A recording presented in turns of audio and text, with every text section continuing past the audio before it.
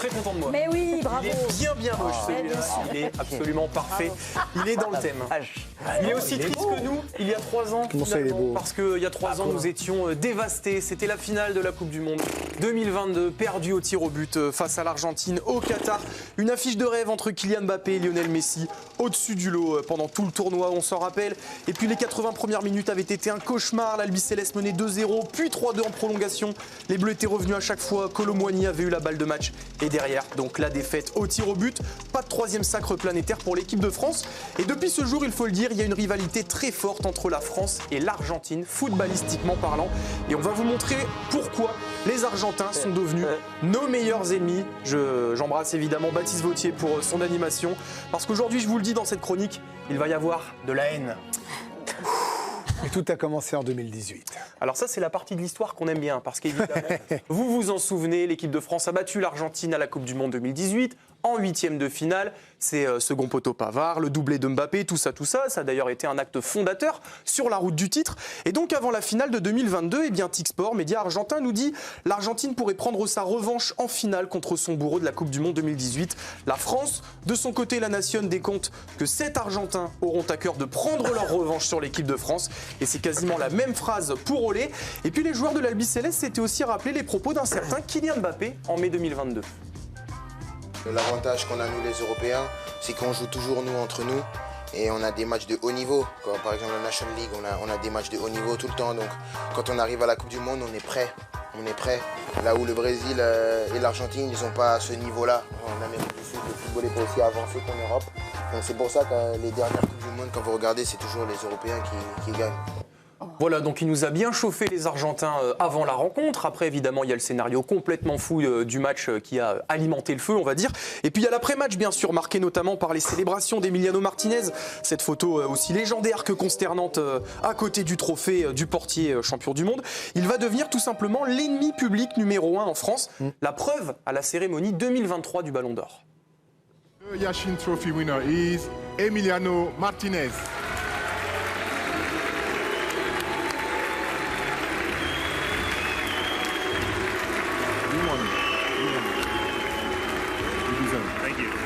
Mais alors, il n'y a pas que les joueurs argentins qui ont dérapé, il y avait aussi les supporters. Ah bah oui, parce que s'il y avait eu une Coupe du Monde de drift, il l'aurait gagné aussi. Tellement il y a eu de dérapage. Pendant les célébrations, on a par exemple vu une image de cercueil brûlé avec la photo de Mbappé dessus. C'est de bon goût.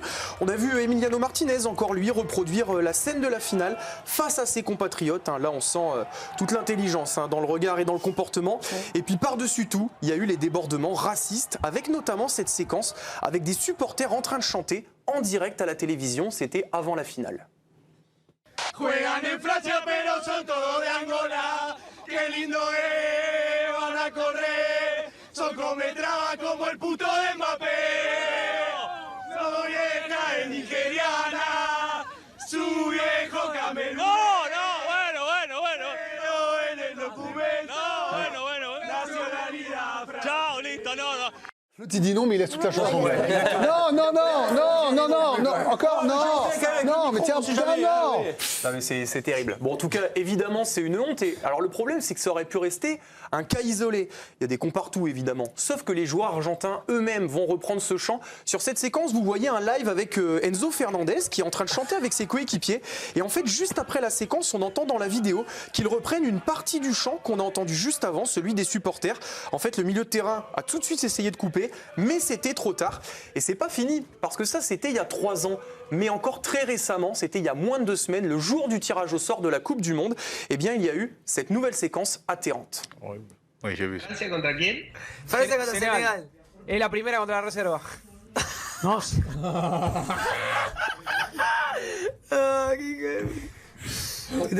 Bon, évidemment, ça fait bien rire tout le monde, y compris Sergio Agüero tout en haut de l'écran. Vous l'aurez reconnu, l'ancien attaquant de l'Argentine. On a contacté un journaliste bien connu là-bas, en Argentine. Il s'appelle Ezequiel Fernandez Moores. Il travaille au journal La Nación.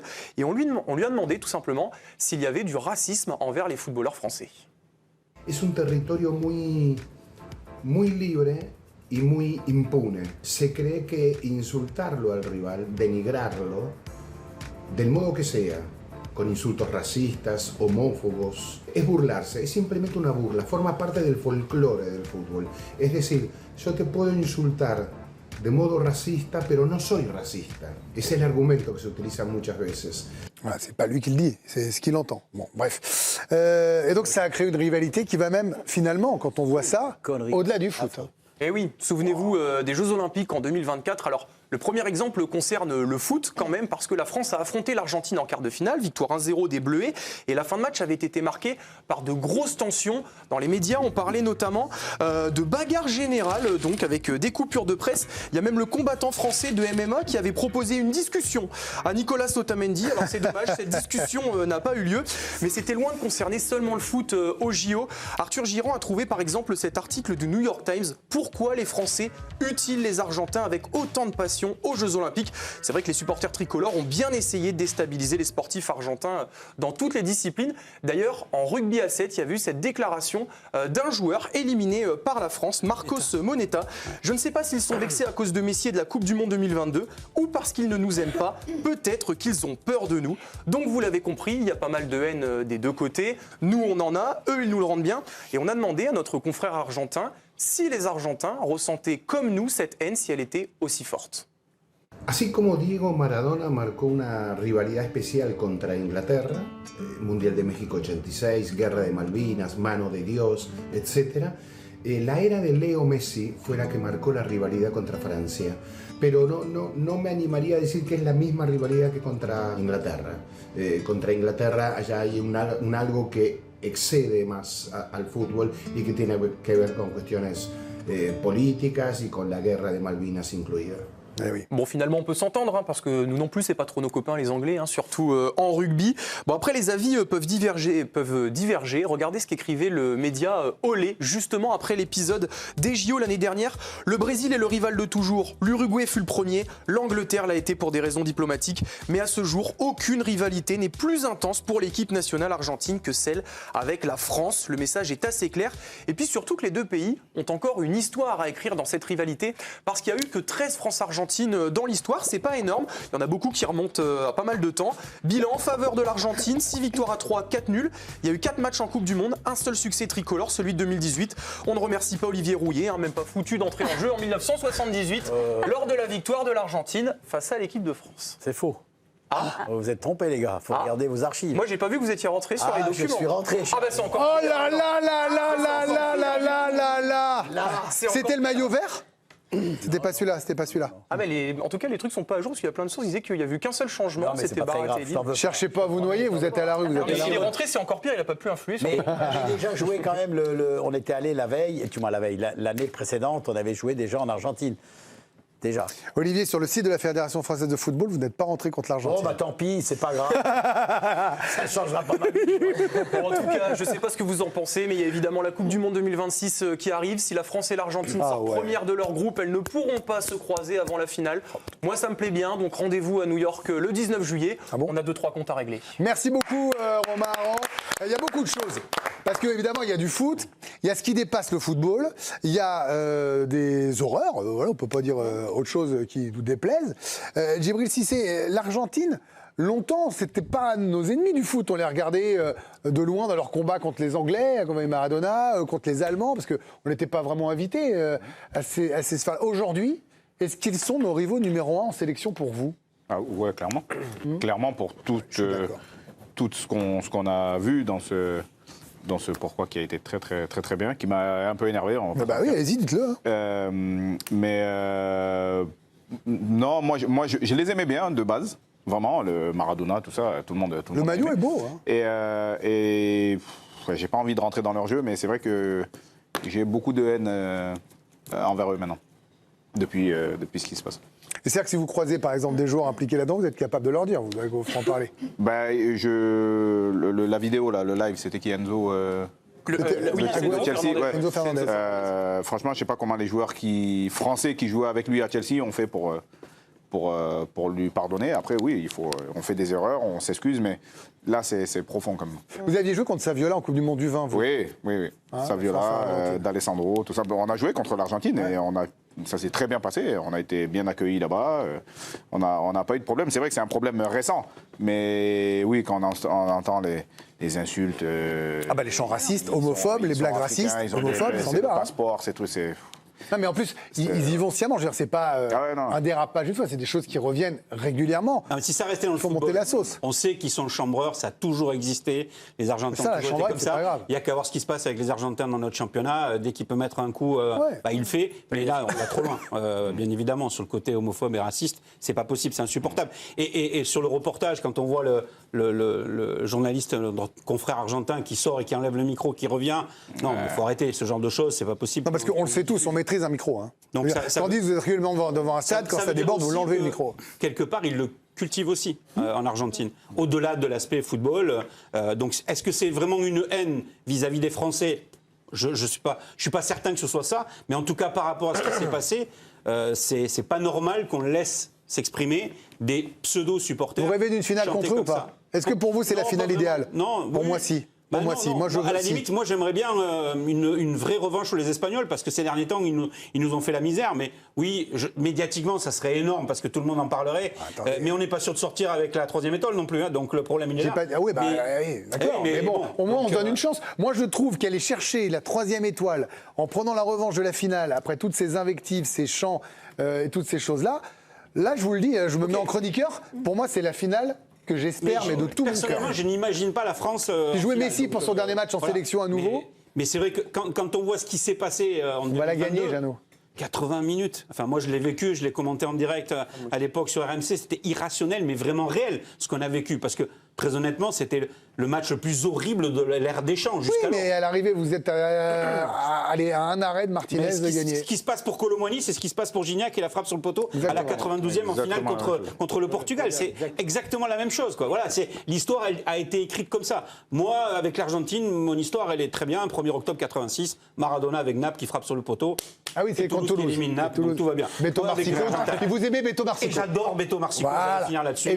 Qui reste un monument. Pour qu'il y ait revanche, il faut aussi qu'il y ait beaucoup de joueurs qui étaient déjà là il y a 4 ans et qui soient concernés par cette finale de la Coupe du Monde perdue. On a regardé, on s'est projeté en se disant, bah voilà, les 2-11 qui débuteraient si les deux équipes s'affrontaient. En jaune, c'était les joueurs qui n'étaient pas là lors de cette finale. C'est vrai qu'il y en a énormément encore qui sont restés du côté argentin. Et même, on a mis en jaune au lycée Koné, mais eux, ils ont joué ce fameux match avec les Jeux Olympiques contre l'Argentine à Bordeaux. Vous avez vu énervé Olivier Rouillet aussi pendant le reportage. Pour tout le monde, moi, c'est les mecs là et le journaliste qui nous dit encore. Non, lui il dit que il dit eux ils le vivent comme ça, ils relatent. Lui il valide pas. Il prend pas leur défense. Il dit bien eux le voient comme ça. Il dit pas c'est normal, c'est comme ça. Non, mais d'accord, mais quand même, il dit à la fin, il a quand même ou alors j'ai mal compris, mais en fait ils sont pas racistes. Non. Il dit en gros ils te disent qu'ils font des blagues racistes, mais qui ne sont pas racistes. Mais il dit que c'est eux. Il se met dans leur peau. Lui, il dit pas, il le sent. Il se met dans leur peau, mais il ne traduit pas. J'ai bien compris.